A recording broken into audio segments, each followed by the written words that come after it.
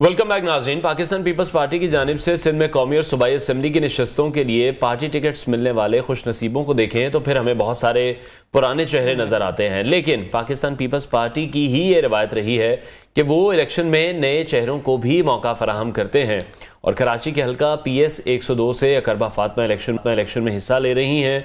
सिर्फ 26 साल की उम्र में वो सिंध की सूबाई असम्बली का इलेक्शन लड़ने जा रही हैं, जो कि पूरे ही अगर हम पाकिस्तान की लड़कियों के हवाले से बात करें तो उनके लिए एक बहुत ही अच्छी चीज़ है कि ख़वातीन भी आगे आएँ और सियासी मैदान में हिस्सा लें, और इस कम उम्र में भी आप हिस्सा ले सकते हैं। ऐसा ही है, तो इसलिए हमें ज्वाइन कर रही हैं सैयदा अकरबा फातिमा। उन्हें वेलकम करते हैं। अस्सलाम वालेकुम एंड वेरी गुड अकरबा।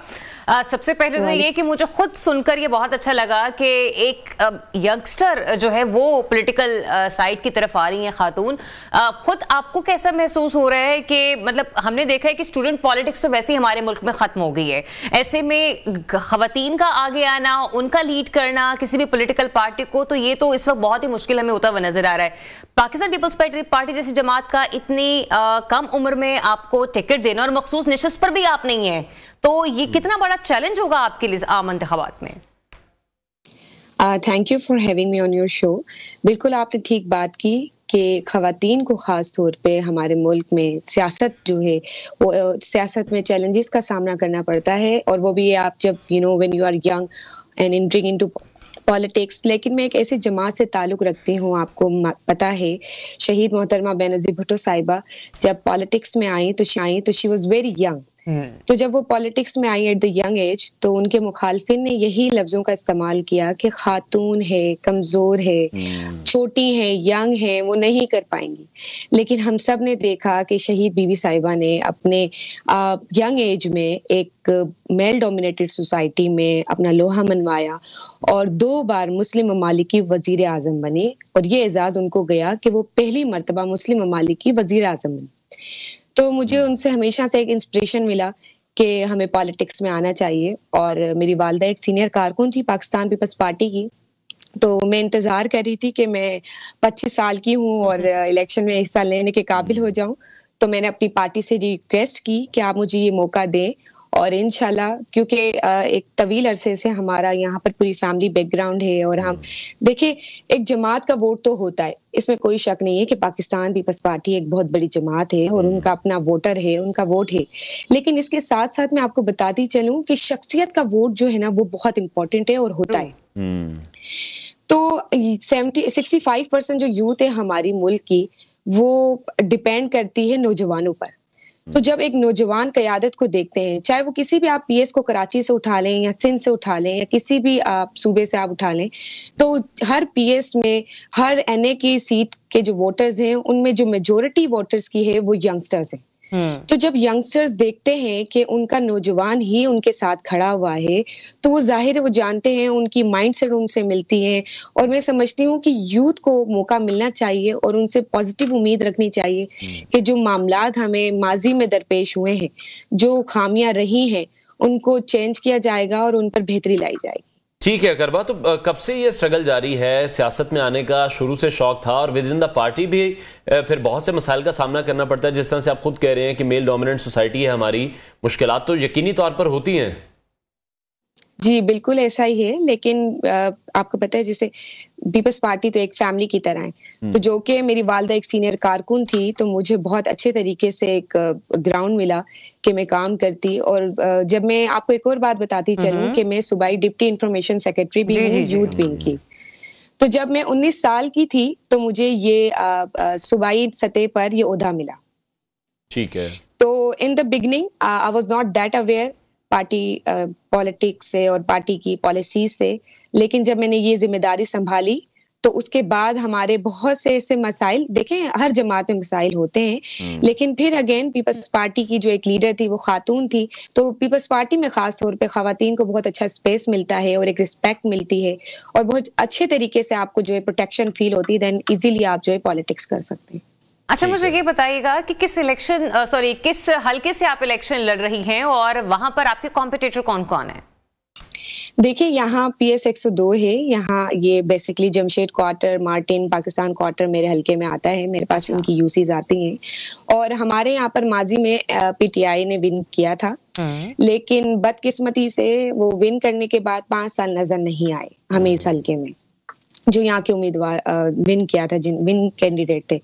मैं आपको बताऊं कि देखें, एक बात बड़ी अंडरस्टैंड करने की है, वो ये है कि जब आपके पास सूबे की हुकूमत होती है, कराची का मेयर आपका होता है, तो आप इख्तियारात का रोना नहीं रो सकते हैं विन करने के बाद अपने हलके में।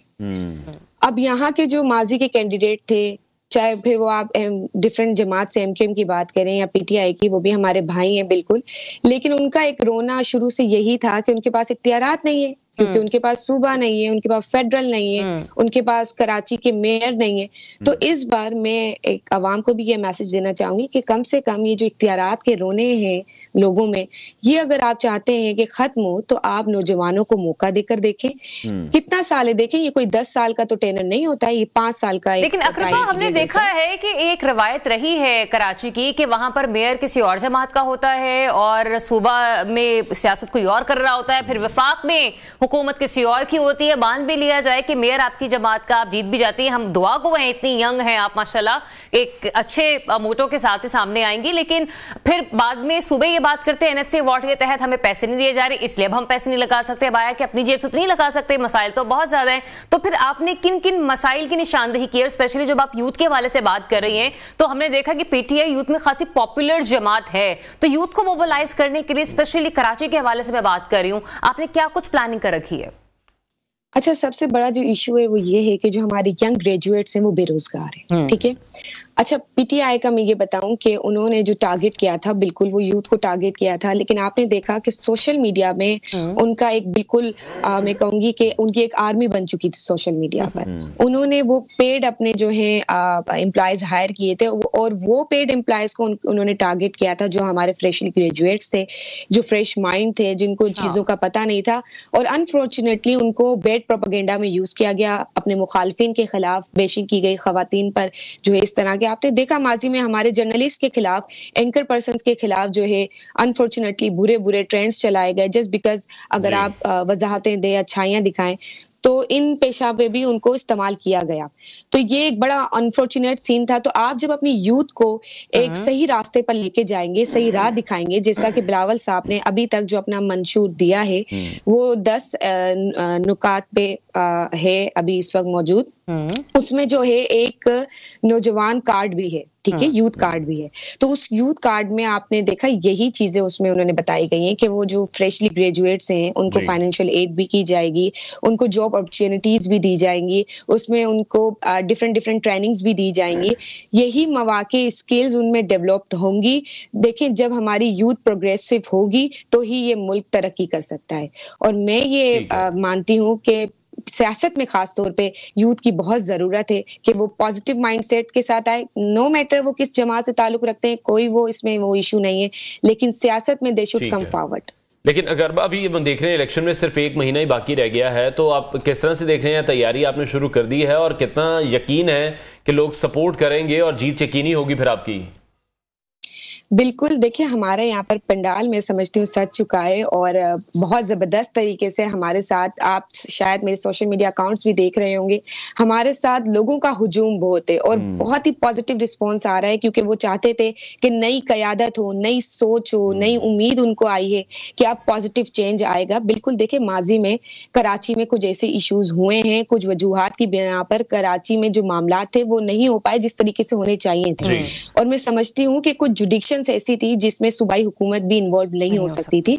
तो लेकिन इस मर्तबा आप देखेंगे कि अल्लाह ताला ने चाहा, जब सूबा भी हमारी हुकूमत होगी, फेडरल में भी हमारी हुकूमत होगी और कराची में मेयर भी हमारा है, तो बड़े बेहतरीन तरीके से, पॉजिटिव तरीके से हम अपने हल्के की खिदमत करेंगे इंशाल्लाह। आपने अपने गुफ्तगू में बताया था कि मोहतरमा बेनज़ीर भुट्टो को ही आपने फॉलो किया, उनकी सियासत को आपने अपना रोल मॉडल समझा, लेकिन इस वक्त जो मौजूदा कारकुनान खवातीन काम कर रही हैं पाकिस्तान पीपल्स पार्टी की, सबसे ज्यादा किसके काम से आप इंस्पायर हैं इस वक्त?